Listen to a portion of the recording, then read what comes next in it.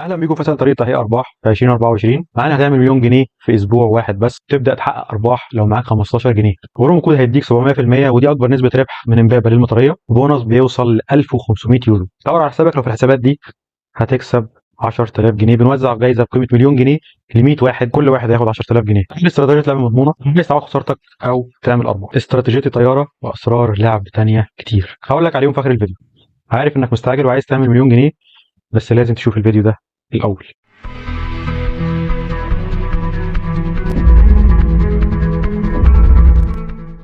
الطريقه دي بنصور على الناس، ومنهم واحد من عدد اصحابي. قناه تليجرام اسمها ايكس برو، عليها 115 سبسكرايب، ودي اكبر قناه بتروج للرهانات في الوطن العربي. صاحبها بيقول ان هو وكيل 3 شركات رهانات في الشرق الاوسط، وعمل مليون جنيه وهو عيل نونه 23 سنه، وهيخليك تعمل مليون جنيه في اسبوع.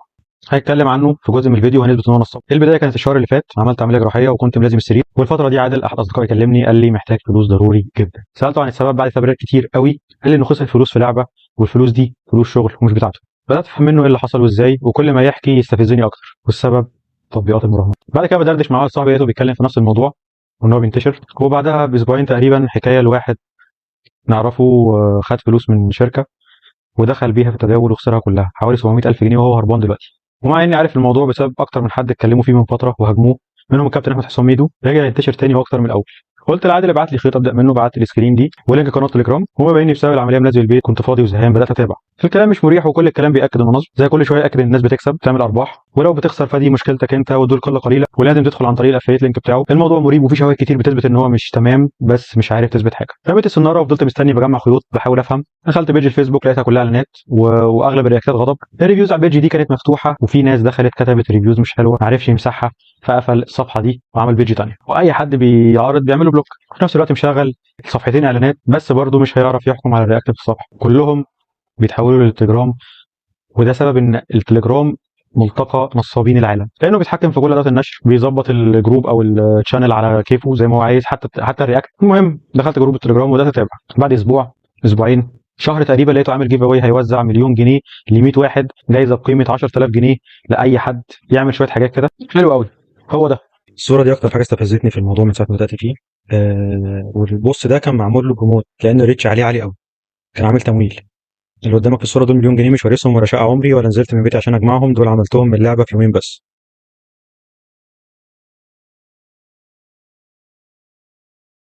قال إن هو يوزع 30 حساب في الأول، وبعد كده قال إن هو هيخليهم 50، بعد كده قال 100.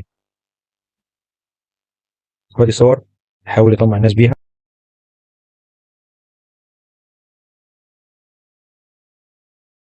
دي لينكات، ادي لينك قناة اليوتيوب.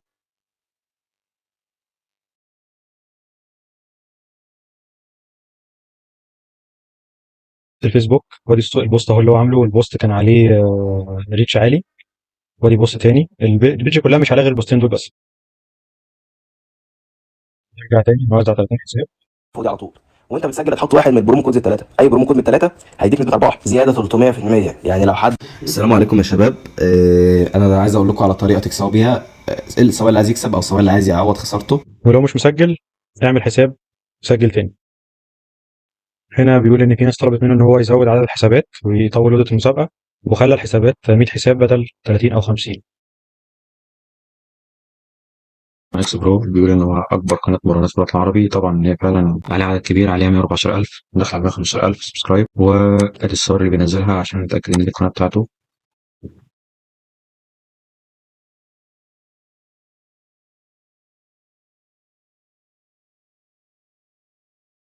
دي الفيديوهات، دي الشير لينكس. هو عامل طبعا اكتر من قناه تليجرام.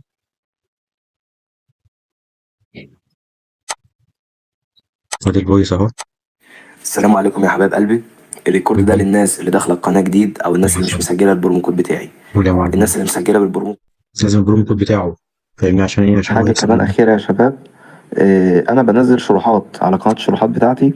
الشروحات دي انا بعملها من اكونتي، فاي اكونت مسجل بالبرومو كود بتاعي هيبقى الخوارزميه بتاعته نفس الخوارزميه بتاعتي، لان الخوارزميه مش ثابته على كل الاكونتات، طبعا بس ثابته الكلام على كل ده، البرومو كود. يعني طالما مسجل البرومو كود بتاعي فالشروحات بتاعتي هتظبط معاك. انا الكلام ده كله اي كلام. المهم دي القناه بتاعته عليها 114,000.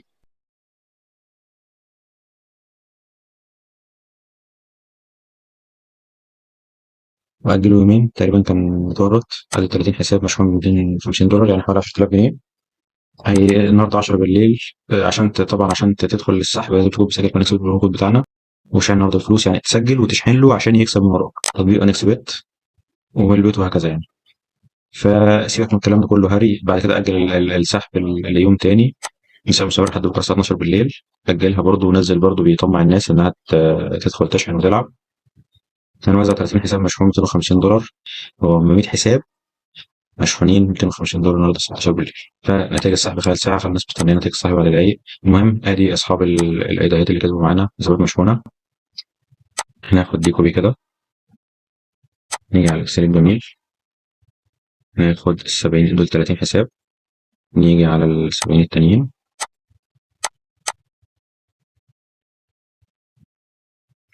ناخد دي كوبي كده نحطها واحد. تمام.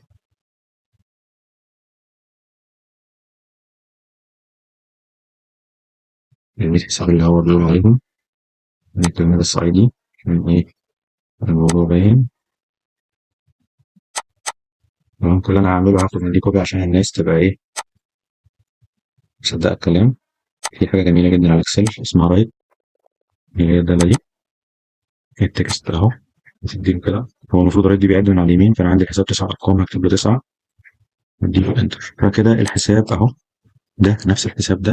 كل اللي هعمله هعمل الكلام ده في الحسابات كلها.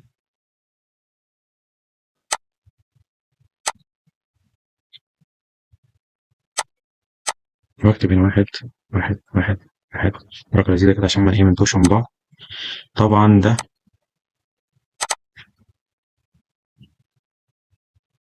سن كل حساب من دول منه واحد بس. في برضه حاجة لذيذة برضه على الاكسل اسمها واي كنت بقول احنا عايزين نعمل هنا اي تي، نعمل هنا عدد الاي تي،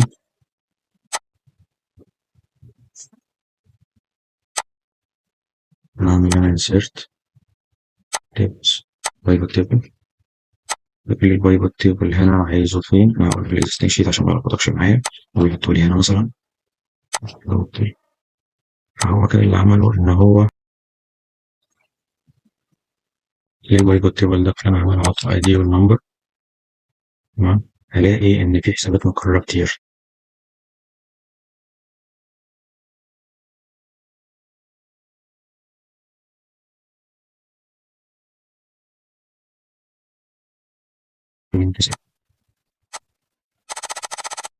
دول 25 حساب مش 100 حساب. طيب هو ليه ما نزلش ال100؟ لان هو كداب. عشان نتاكد برضه ان هم 25 حساب، ناخد الحساب ده مكرر 16 مره في الحسابات دي. فاحنا هنيجي على الحسابات دي نعمل كده.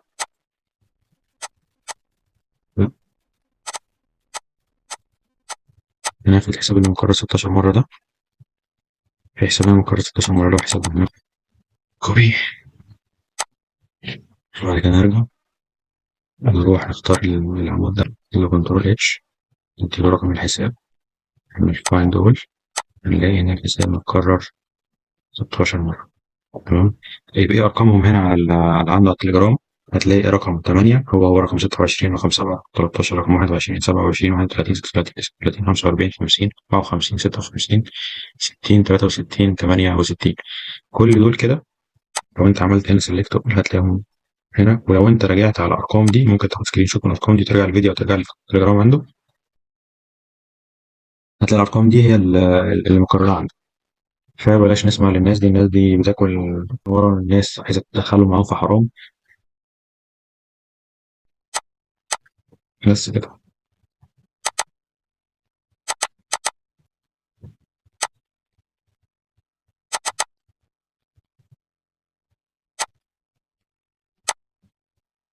لا هو ده رقم يكرر في مصنوعات اللي هم دول.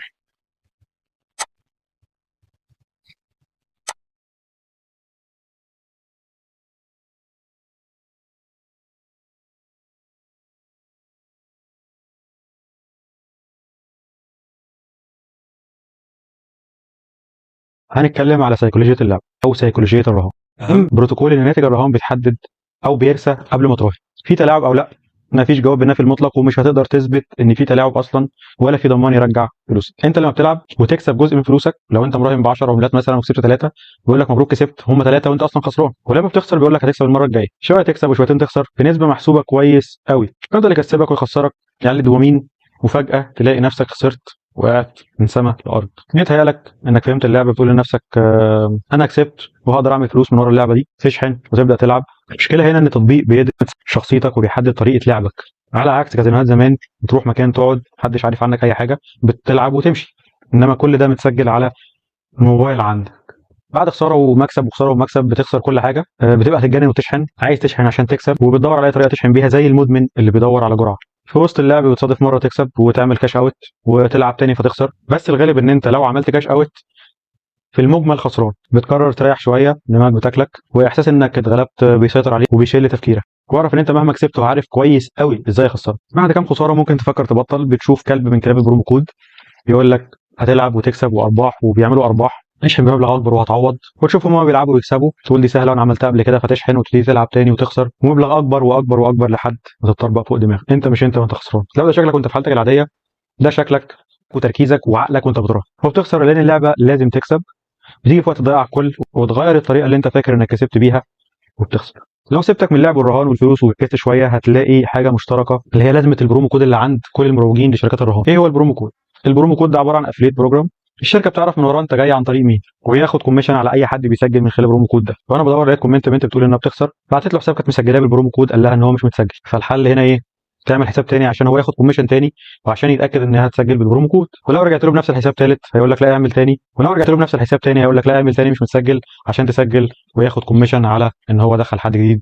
فحبيت اثبت الكلام ده، ودخلت له بحساب كان عامله على فيديو في اليوتيوب، وقلت له الحساب ده متسجل، قال لي لا مش متسجل. فقلت له الحساب ده انت عامله بايدك؟ اتلخبط كده شويه وقال لي لا اعمل حساب جديد وسجل بالبرومو كود عشان تكسب. والحساب ده معايا دلوقتي لو حد عايز يتاكد.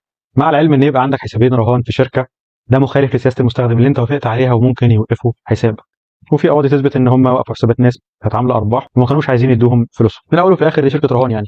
كلب البرومو كود هيقول لك ان بيزود نسبه الربح وبيغير الجوريزم اللعبه وبيخليك تكسب، بس ده غلط، والجواب ده من التكنيكال سبورت بتاع شركات الرهان. البرومو كود ممكن ياثر في البونص لو هم بيتعاقدوا مع شركه كبيره، بس اكيد مش كود المعاطف اللي هنا. دي صوره وهو مقتنع ان البرومو كود بتفرق في لعبه الطياره، مع ان اللعبه دي عند الكل في كل دول العالم واحده.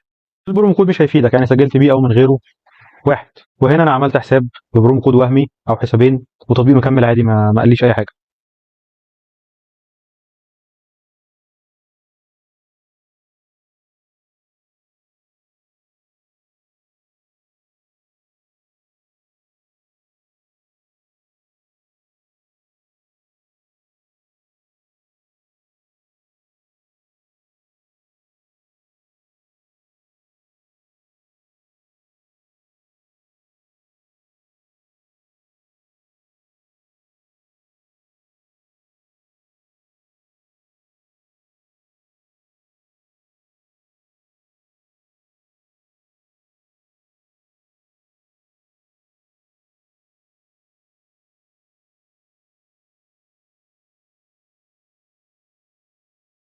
البونص هيقول لك بيدي 100% على اول ايداع، ويوم الجمعه والسبت وعيد جواز جوز امه. بقول لك البونص ده على كل مواقع الرهانات عشان يطمعك ويجيب رجلك وتدخل تسجل، واكتر من البونص اللي هم بيتكلموا عليه. النصب هنا بقى ان هو بيخفي شرط اللعب بالبونص او الاستفاده منه او سحبه، وهو انك خلال اسبوع لازم تراهن بمبلغ البونص وتحوله ل 35 ضعف، واكبر مبلغ للرهان الواحد لا يتعدى ربع المبلغ، غير كده هيضيع عليك. يعني لو انت شحنت ب 100 جنيه وجالك بونص 100 جنيه، خد رهانات، اكبر رهان هتحطه من ال 100 جنيه 25 جنيه، وتدخلها في رهانات توصل ال 100 جنيه دي ل 3000 ونص لمده اسبوع، لان لو عدى الاسبوع مش هتاخدها، ولو ما عرفتش توصلها 3000 ونص مش هتاخدها، ولو عملت الشروط دي هتاخدها 100 جنيه. السؤال هنا اللي هتساله، لو انا هعرف اعمل من 100 جنيه 3000 ونص، ايه اللي يخليني العب بالبونص؟ طب ما انا اشحن 100 جنيه واوصلها ل 1000 حتى واسحبها. البونص الترحيبي اللي بيقول لك انه ممكن يوصل ل 3000 ونص يورو او دولار او جنيه حتى، بس مش هيقول لك ان انت لازم تشحن 3000 ونص عشان تاخد البونص اللي هو 3000 ونص جنيه. ونفس الفكره في البونص، انت تدخل البونص ده في رهانات تكسب قده 35 مره وهكذا. وده ياكد ان هم عايزين يكسبوا من وراك، وصعب جدا ان انت تكسب من وراهم. هنا نشوف تكمله السحب اللي هو الفيديو الثاني بتاع ثاني يوم الصبح.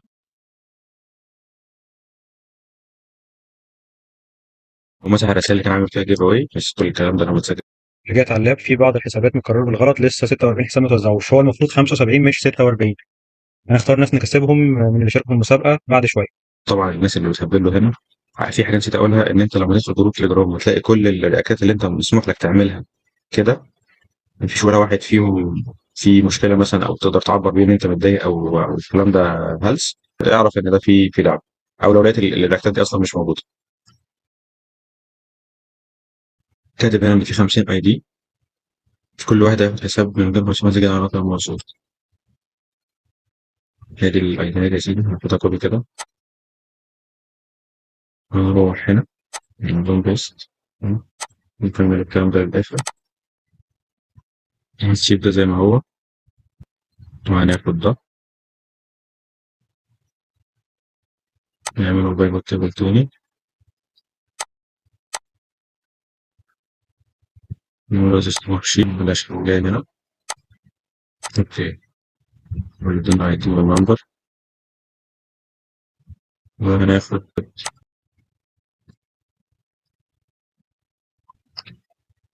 على كوبي، نحطه هنا، نعمل اي دي صار.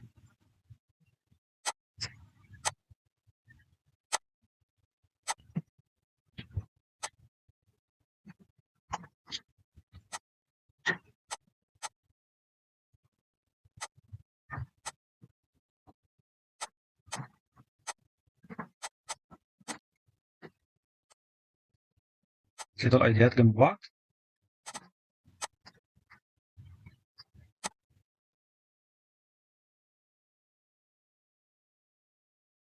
نجيب الحساب ده ما زادش واحد، الاي دي ده ما زادش واحد، يعني 16 من 16 من 16، بعد كده النبلة جاي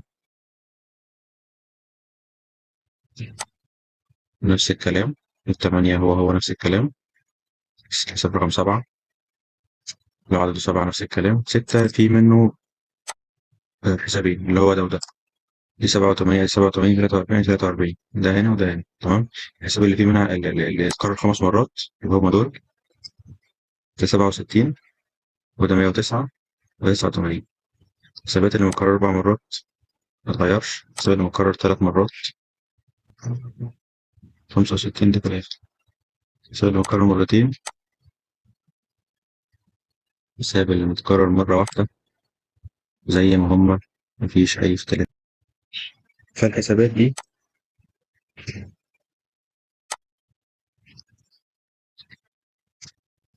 الحسابات اللي نزلت الأول، اللي هم 25 حساب.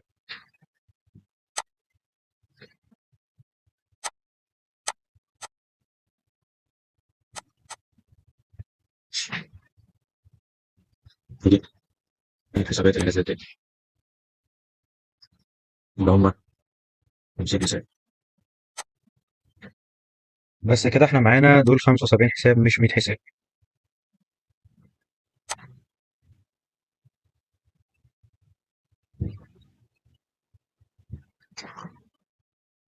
فرجعت الفرح تاني قلت لها ده حسابي محدش بيرد ليه، لحد الساعة 5 محدش بيرد، الساعة 7 تاني يوم قالت لي لا يا فندم حضرتك ما كسبتش، الحسابات اللي نزلت اصحابها استلموا الجايزة. قلت لها حسابي نزلوا امبارح ومش موجود النهارده، بعت لي سكرين بايه الاي دي بتاعك، قلت لها هو ده، قالت لي انا شفته تاني يا فندم ما كسبش، مع ان الحساب ده كان موجود في الحساب امبارح متكرر 16 مرة. قلت لها هو ايه اللي ما كسبش، انا بقول لك انه ما كسبش، فبعت لها السكرين دي، قالت لي السكرين دي امتى معلش، هو دي الحساب، فبريكت انا الصوره دي عشان اقعد بيها، انا كسبان 16 حساب في 250 دولار، يعني 4000 دولار، هتحولوهم ازاي؟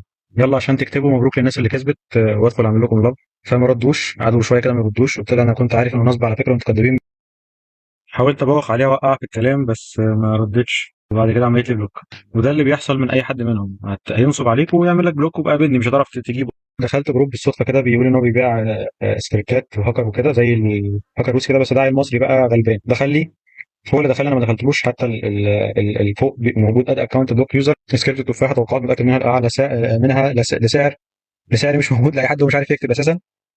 هيفتح لك البرنامج 4 ساعات ب 500 جنيه، 8 ساعات ب 650، 12 ساعه ب 1000 جنيه مع اشتراك مفتوح مدى الحياه مدى احياء لمده ساعه واحده، والعرض يخلص ب 1500، وكمان ملف بيكون معاك عايز تديه لاي حد او تبيعه.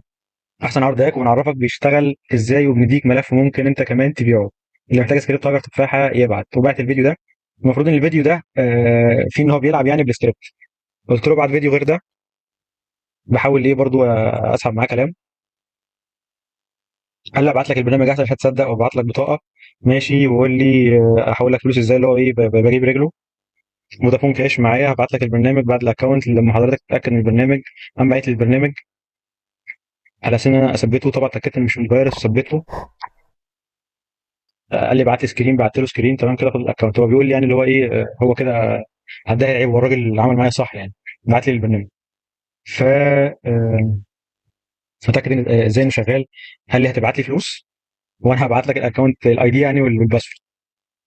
وبيني وبينك ربنا مش احسن منه.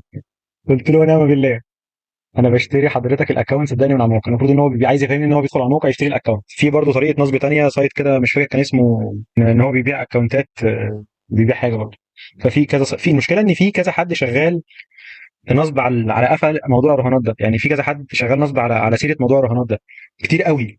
وبيبعت لي ناس انها ناس محوله، طبعا اثباتات التحويل دي موجوده معاهم كتير قوي، وزي ما بيفبركوها زي ما بيفبركوا الكلام اللي بيعملوه ده. حضرتك مش اول واحد يعني، معلش عايز تعمل برنامج ده رقم محفظه بتاعي وانا تحت امرك في اي وقت. قلت له طب اثبت لي ان التطبيق شغال. يقول لي انت شكل حد ضحك عليك عشان كده مش واثق يعني. قلت له معلش يا صاحبي، ايه اللي يخليني اثق فيك؟ هحول لك فلوس ازاي؟ فهو فكرني بقول له هحول لك فلوس ازاي، فبيقول لي فودافون كاش. انا اقصد ان انا مش واثق فيك فمش هحول لك فلوس يعني. فبقول له يقدرش يقول لي اعرف التطبيق شغال ازاي، اعمل فيديو تاني دلوقتي للتطبيق. فلقاني برده مش لا برده ان هو مش هيجيب معايا سكه، فقال لي ايه اعتبرني واحد وحش. قلت له جدع يا كوكو، التطبيق انا اللي انت بعته ده فيستك زيك، انا فتحته وطلع فاضي يا معلم. بس كلهم كده الكارثه ان في ناس كتير بتنصب على حس الموضوع ده.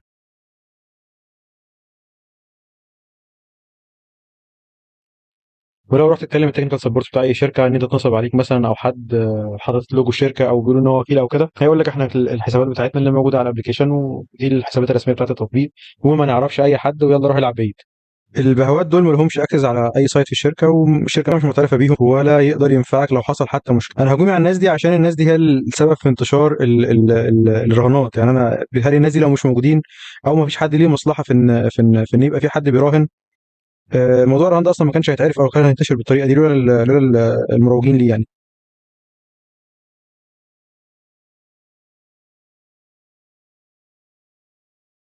احنا لو هو بيكسب فعلا، كان عامل جيف اواي ده مليون جنيه يعني ربح اسبوع. لو هو تنين زي ما بيقول، لو هو بيعمل مليون جنيه في الاسبوع، ايه اللي يخليه يعمل فيديوهات ويدير السوشيال ميديا دي كلها ويرد على ناس ويتعب نفسه؟ قناه يوتيوب وقناه تليجرام، غير صفحات الفيسبوك والاعلانات وسكريبتات الاعلانات والحملات الاعلانيه، التواصل مع متابعين، والاصعب من كده تجنب الناس اللي خسر وانه يبعدهم عن طريق. مفيش حد بيكسب يقول لك على الطريق وتعالى اكسب معايا، لان هو لو بيكسب مش هيبقى فضيلك اصلا. هو لو بيقول كده عشان يعمل مصلحه من وراك. حتى اللي بيروج اللعبه مش عارفين طريقه اللعب ولا طريقه المكسب، وهتشوفهم بيخسروا كتير وبيخسروا مبالغ كبيره. بس ده شغلهم، وبيرفعوا سكرينات عشان يروجوا للشركه لان هم بيقبضوا من الشركه، والسكرينات دي بتبقى سكرينات مكسب بس مش مكسب خساره. هو مش هيقول لك هو خسر كام في اللعبه. وبعدين اصلا ازاي تثق في واحد بيلعب قمار وحياته على كف عفريت؟ من الحاجات اللي ضحكتني كنت بشوف فيديو لواحد بيراهن فيه بيقول انه بيحقق ارباح وكده، فكان في الخلفيه صوت مروحه، فواحد كاتب له كومنت كل الفلوس دي على قلبك وما عندكش تكييف. دي بقول لك البرامج دي بكل الناس اللي شغالين عليها وكل الاسيتس اللي هي اصول الشركات ومصروفاتهم المهوله دي، لو مقتنع ان هم بيشتغلوا عشان يكسبك يخسروا هم، تبقى انت عبيط. عارفين ازاي يطمعوك ويخسروك امتى وامتى تكسب، وهتتمنى بس لو ترجع فلوسك. هتخليك رافض الشغل والفلوس معاك بلا قيمه، غير انها باب الاستحلال الحرام واي شغل شمال والعياذ بالله. وكلب البرومو كود شغال وبيجيب ناس وما تقفش على حد، ومش هيرد عليك غير لو هتعمل حساب جديد، وده تبريره ان انت بتخسر، ان انت تعمل حساب جديد وتدخل البرومو كود بتاعه تاني. طيب والحل؟ انا شايف رواج التطبيقات دي سهوله الشحن، وان انت ممكن تشحن 15 جنيه من اي محفظه، غير طرق شحن كتير. للعلم الشركات ملهاش ارقام شحن تشحن عليها في محافظ الكترونيه. الشركات بتجيب ناس تدخل بحساباتها تشحن عليهم هم يحولوا للشركه عشان تبقى الشركه بعيده عن كل الشبهات دي. ده نظام افليت، ان ممكن تدخل بالخط بتاعك وتتعامل مع الشركه، الناس تشحن لك على خطك وانت تحول للشركه، تدفع مبلغ تاميني وتبدا تشتغل معاهم وتاخد نسبه من كل التحويلات. يعني الارقام اللي على التطبيقات دي ناس عاديه زيه وزيك، وهم اللي في وش المدفع لان الشركه مش ظاهره باي حد، وده لان هم مش معاهم ترخيص بالرهانات في مصر. المطلوب نشوف جهه تتابع التطبيقات دي وتوصلها لشركات الاتصالات، توقف الحسابات دي او تبعت لهم تحذير بوقف التعامل مع شركات الرهان ومصادره الحساب، وطلب رسمي من شركات الاتصالات ان اي رقم هيظهر هيتبعت له تحذير وتوقف حسابه ويتفتح تحقيق. ارقام الشحن كتير وتتغير بصفه دوريه بسبب ليميت التحويلات. في الحاله دي شركه المراهنات هتبيعهم وهيبقى واحد ورا التاني، والشركه مش هتلاقي طريقه تشحن بيها. ودي اكبر نسبه البرنامج بيستهدفها، اللي هي نسبه الناس اللي بتشحن عن طريق المحافظ الالكترونيه. وبالطريقه دي هنكون قللنا الموضوع شويه. والحل الثاني حجب المواقع والتطبيقات دي في مصر، وكل واحد في بيته عن طريق الراوتر، وتطبيقات الحمايه الابويه اللي هي البرنتال كنترول ابس زي جوجل فاميلي لينك ومايكروسوفت فاميلي سيف او فامي سيف. ولازم حل النهارده قبل بكره، لان على المدى الاقتصادي الوضع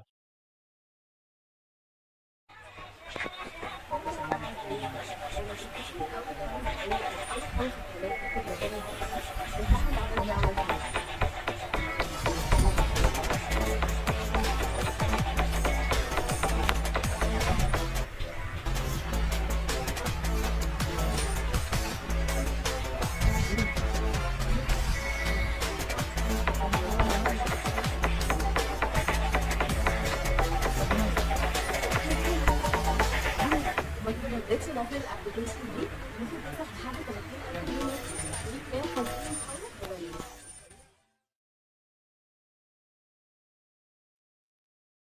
نيجي لاهم حته الناس بتدور عليها اللي هي نصايح في الرهان وتحقيق الارباح. اي حد هيقول لك تعالى تليجرام بنسبه 90% نصاب، لان التليجرام ملتقط الناس اللي بتصبوا في العالم. لو مصمم تراهن الفلوس اللي هتحرقها اعتبر نفسك بترميها او خارجه عن احتياجك. ما تراهنش بفلوس شغل او مصروف بيت او تحويشه عمرك او قسط عشان اكيد هتخسر. مبدا اللعب واحد، لو عرفت تحول 10 جنيه ل 100 جنيه هي نفس الفكره ان انا احول 200 جنيه ل 2000 جنيه، نفس الفكره ان انا احول 1000 ل 10000 وال100. ما تشحنش مبلغ كبير لان هتخسر. التطبيق ما بيشوفش ارقام، دي خوارزميات لعب ومتهيئه ان انت لازم تخسر. لو راهنت ولقيت المبلغ بيكبر معاك اسحب 80% والعب بالبيع عشان تخسرهم، ومره في مره هتوصل لمرحله الادمان مش هتعرف توقف وهتخسر كل حاجه. ما تصدقش ان انت هتعمل 100,000 في 3 دقايق اللي انت هتضيع فلوس ووقت كتير قوي وبرضه مش هتعمله. في ناس بتقعد على التطبيقات دي من 5 ل 8 ساعات يوميا وبتخسر وبيكون بكامل تركيزه. اي حد يقول لك على سكريبت قول له حمر. ده المفروض ان هو افضل سكريبت للكراش او افضل هاك للكراش. كان عندهم قناه عمل لها سكان فقلت له قناتكم فين الجديده؟ قال لي اهي. خد بالك ان اللوجو ده غير اللوجو ده بتاع التكنيكال سبورت تقريبا او الناس اللي بترد عليك غير اللوجو ده. ممكن يكون ده برضه السبب. بند مسج هنا الاسئله بتتسال كتير، الهاك شغال، ان انا اثق فيك ازاي، عايز تثق فيا اكتر كلمني على الكراش هاك اللي هو اللي احنا عليه دلوقتي. بيدفع له فلوس ولا مره واحده؟ لا هي مره واحده. بكام؟ ب $100 اللي هو سعره ده. وادي لينك تحميل البرنامج واللينك اللينك مش من فيروس، البرنامج هو اللي من فيروس. وادي الرير باسورد، الباسورد بتاع الرير بتاع البرنامج شافله برضه. وادي الفيديو اللي هو منزله على الشانل عشان ياكد لك ان الهاك بتاعه ده شبح وبيعمل كل حاجه. تيجي هنا تدخل على الموقع ده وتحمل البرنامج وبعد كده تفك الرير بالباسورد وبعد كده تسطبه. قلنا الهاك ده ما تشغلوش عشان افكتد، ده فيروس. وتعمل لوجين وبيقول لك بقى ان هو ايه الاونر بتاع البرنامج وتفتح.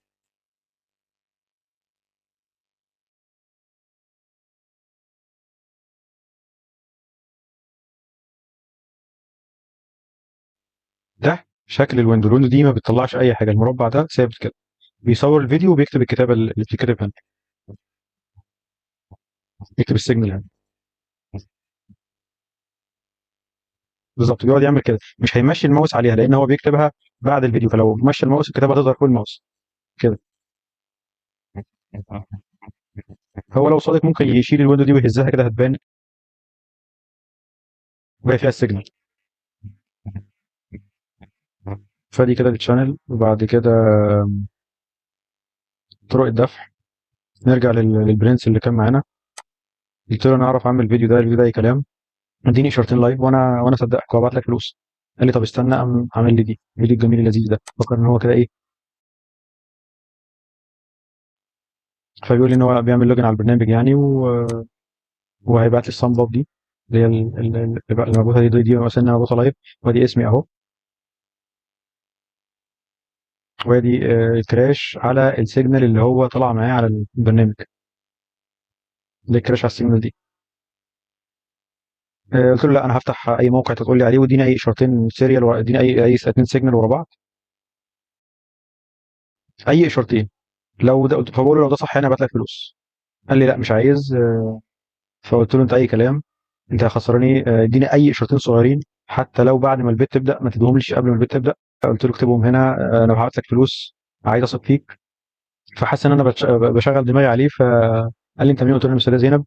قال لي طب ابعت فلوس وانا هكتب لك الاكونت. قلت له انا مش هثق فيك غير لما افتح الموقع يعني وكده. اديني اي اشارتين. قال لي اشارتين عنه. قلت له انا محتاج الهاك ضروري، انا خسرت فلوس كتير.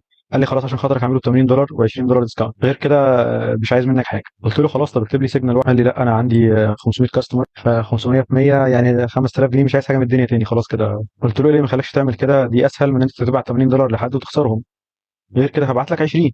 مستنيه برضه يقول ايه. فبيقول لي بقى. قلت له استنى انا هشتري. قلت له منين؟ قلت له انت منين؟ قال لي انا من اوكرانيا. هتدفع ازاي؟ هدفع باينانس. هدفع لك $30 وبعد الاكتيفيت هبعت لك ال 50. بحاول ايه اوقعه في الكلام. لا ابعت ال 50 وابعت لك الاي دي واكتبه لك وبعد كده تبعت ال 30. دي حاجه مهمه برضه. قلت له لو انا ما بعتش الفلوس وقف الاكونت بتاعي، ما تدينيش اعمله دي اكتف. المهم قال لي الاكونت بيتاكتف مره واحده وما ينفعش اوقفه. فقلت له هنا انت تقدر توقفه، انت هاكر وشبح يعني وكده. ما لقى ان هو مش هيجيب معايا طريقه، فسابني وخلع.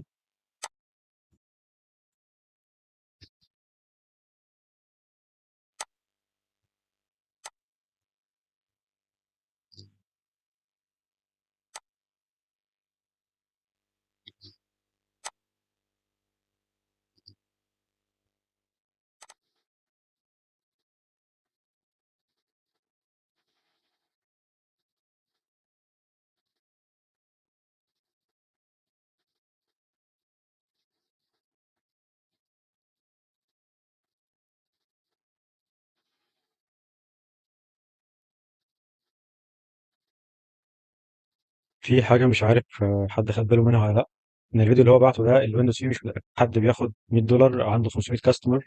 خد، ما تزعلش مني، بس صدقني بقى الكار ده مش كارك. الاهم من كده ان ده هاكر، يعني الناس مصدقه ان ده هاكر. هو ده بقى تاثير الرهان على الدماغ. مبرمجين اللعبه نفسهم ما يقدروش يتوقعوا النتيجه قبل الراوند ما تبدا. لعبه كراش مثلا اكتشفته من تحليل نتائج اللعبه، واقدر اكده ان الكراش بيتحدد قبلها بجزء من الثانيه، وبيعتمد على حاجتين. اول حاجه خوارزميات اللعبه، ودي سهل توقعها. تاني حاجه سلوكيات المراهنين، وسلوكيات المراهنين دي كل كراش غير التاني، ودي صعب او مستحيل توقعها. وده اللي مخلي الكراش غير نمطي وصعب جدا في التوقع. وفي ليميت، انت كسبت اكيد غيرك خسر، غيرك خسر انت كسبت. مش فلوس بتروح، خد بالك، جمعيه ودايره، يعني هتحضر 5 افراح في الشهر. وده هدفي من الفيديو ده، ان انت تفهم ان الشركه ما بتخسرش، لان كله في ايديهم. انت مجرد بتحط فلوس بس، هما بيتحكموا في نتائج الرهان. لو انت كسبت في غيرك خسر، ولو انت خسرت عشان غيرك يكسب، واللعبه مكسبها واحد. وبروتوكولات الرهان بتسمح بمبلغ او بنسبه ربح للشركه على التداولات اللي بتحصل جواها. وكل ما حجم التداول ده يكبر، كل ما الشركه فلوسها تزيد. وده اللي بيخليهم متعطشين لضحايا اكتر، وبيعملوا كل اللي يقدروا عليه عشان يخلوك تلعب. انا بكون فهمت. وده اللي كلام البرومو لو قعدوا سنين مش هيفهموه. كلها ماشيه بالحب، محدش عارف بيكسب ازاي، وكلهم بيخسروا. بس هو بيرفع لك سكرينه بالمكسب بس، ومرتبه على الفلوس اللي بياخدها من التطبيق بيعوض الخساره. ده غير حسابات الديمو اللي اغلبهم شغالين بيها، وبيقنعك انها بتعمل ارباح. رايح نلعب باستراتيجية بدل ما انا قاعدة اهبط. لا كويس ان انا ملعبتش باستراتيجية. 5000 يا جماعة، انا كل ما اجي اقفل الفيديو العب دور كمان واكسب. هكمل لكم. انا كنت بعد ما قفلت الفيديو رحت العب ب1000 تاني، عشان انا يعني بلعب لنفسي. رحت العب ب1000 تاني عشان انا يعني بلعب لنفسي.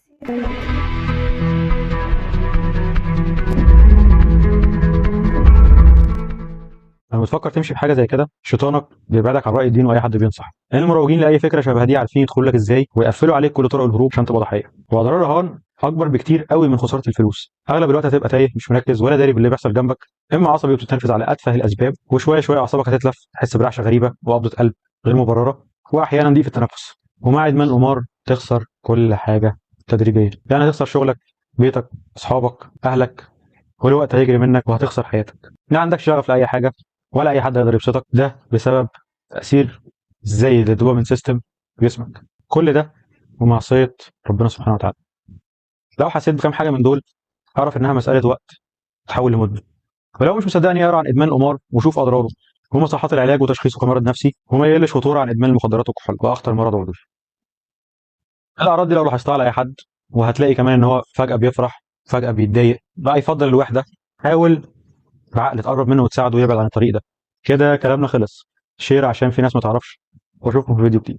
هنيجي للسؤال اللي الناس كتير هتسأله، انا راهنت ولا لا؟ كل اللي انت شفته في الفيديو ده والحمد لله توفيق من ربنا. من اول ما بدات اتابع واتساب اخطاء عشان اثبت كلامي، وفهم وقرايه وتحليل في الموضوع ده لمده شهر، وكتابه سكريبت، تصوير، مونتاج، واكتر من كده كمان عشان اكشف الموضوع، مع ان ده مش مجال شغلي. والحاجات اللي فهمتها دي لو عايز اراهن كفيله تخليني اكسب وما كنتش قلتها. ربنا وحده اللي يعلم تعبت قد ايه عشان اوصل للفيديو ده. فاللهم اجعله عملا خالصا لوجهك الكريم، واجزني به خيرا في الدنيا والاخره. ما تنساش تساعدني وتوصل المعلومه دي لغيرك، وخد لينك الفيديو حطه في اي مكان عند كلاب البرومو كود، وشير ولايك عشان اكيد هيحاولوا يمنعوا الفيديو ده. سلام.